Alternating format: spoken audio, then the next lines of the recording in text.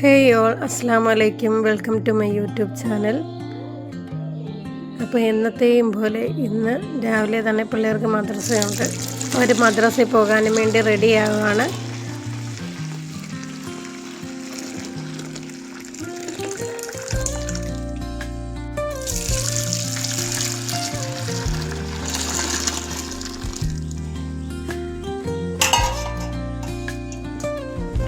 ഞാൻ ചായ അങ്ങോട്ടും ഇങ്ങോട്ടും ഒഴിച്ച് ചെറുതായിട്ടൊന്ന് ആറ്റിച്ചെടുക്കുകയാണ് അവർക്ക് കുടിക്കാനുള്ള എളുപ്പത്തിന് വേണ്ടിയിട്ട്. അവർ ചായ കുടിച്ചിട്ട് ഇപ്പം തന്നെ മദ്രസയിൽ പോയി. ആ സമയത്ത് ഞാൻ പെട്ടെന്ന് കയറി സ്കൂളിൽ പോകാനുള്ളതല്ലേ, അപ്പം ബ്രേക്ക്ഫാസ്റ്റ് റെഡിയാക്കുകയാണ്. ഇന്ന് ലഞ്ച് കൊണ്ടുപോകണ്ടാത്ത ദിവസമാണ്. മദ്രസയിൽ നിന്ന് വന്ന് രണ്ടുപേരും കുളിച്ച് റെഡിയായി യൂണിഫോമൊക്കെ ഇട്ടിട്ട് എല്ലാം എടുത്ത് വെക്കുകയാണ്. രാത്രിയിൽ എത്ര പ്രിപ്പയർഡായിട്ട് എടുത്ത് വെച്ച് എന്നൊക്കെ പറഞ്ഞാലും രാവിലെ ഒരു തപ്പിപ്പെറുക്കലും ഒരു നോട്ടവും ഒരു ഓട്ടപ്പാച്ചിലും ഒക്കെ എനിക്കും പിള്ളേർക്കും നിർബന്ധമുള്ള കാര്യമാണ്.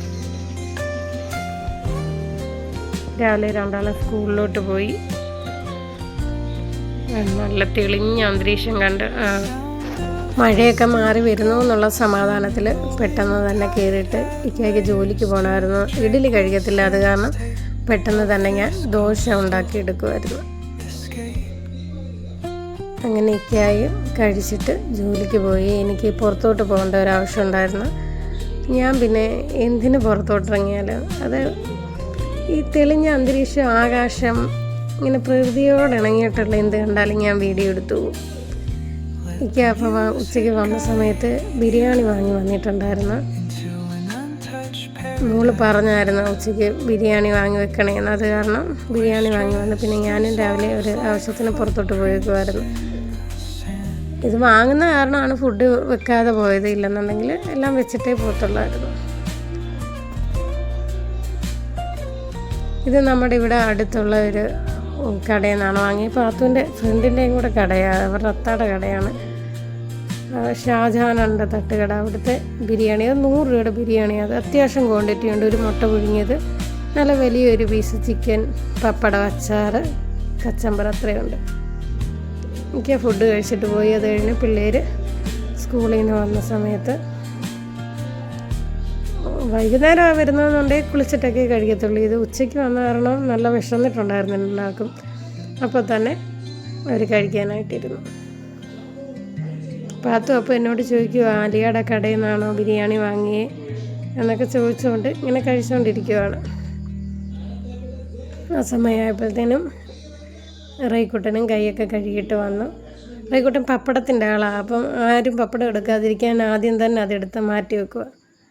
എന്നാൽ പാത്തു തൊട്ട് പപ്പടം കൂട്ടത്തുമില്ല, എന്നാലും അവൻ അതെടുത്ത് അങ്ങോട്ട് മാറ്റി വെച്ചാലേ ഒരു സമാധാനമുള്ളൂ. അങ്ങനെ രണ്ടുപേരും കൂടി ഫുഡൊക്കെ കഴിച്ച് അവൾ വാരി കൊടുക്കാൻ ചെന്നപ്പോൾ അവന് വേണ്ടാവുന്നു. അല്ലാത്ത സമയത്ത് വാരി കൊടുക്കുമ്പോഴൊക്കെ കഴിക്കും.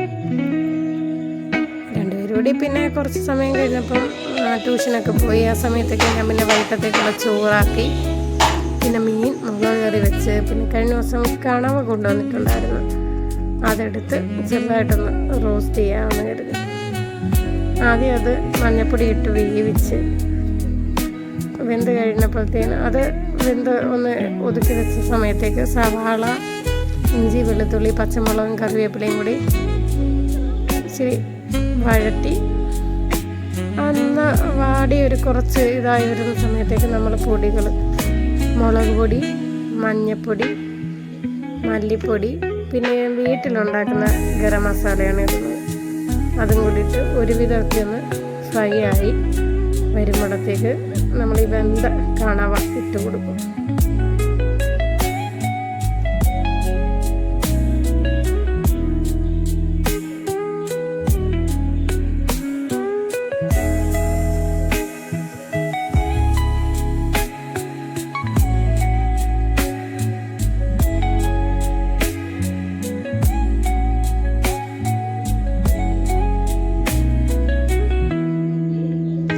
ഉള്ളി ചെറിയ രീതിയിൽ വാടി വരുമ്പോൾ തന്നെ ഞാൻ ആ കണവ എന്തെങ്കിലും, കാരണം ഉള്ളി അത്രയും കിടന്ന് വഴലണം, അത്രയും സമയത്തേക്കും കണവാതി കിടന്ന് റോസ്റ്റ് ആവട്ടെ എന്ന് കരുതിയിട്ട്.